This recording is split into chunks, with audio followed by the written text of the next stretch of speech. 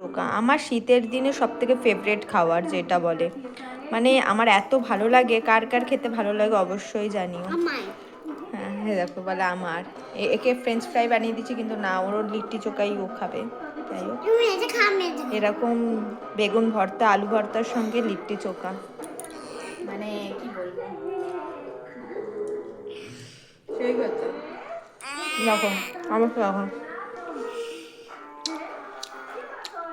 দেখো ও আলু চোখার সঙ্গে বেশি ভালোবাসে। সত্যি বলতে গেলে সব থেকে হেলদি আমার কাছে মনে হয়, আর আমার প্রচণ্ড প্রিয় একটা জিনিস। কার কার ভালো লাগে খেতে অবশ্যই জানিও। আর সব থেকে এরকম টক টক আলু চোখা বেগুন চোখা খেতে তো আরো বেশি ভালো লাগে, মানে সেই স্বাদ সেই স্বাদ।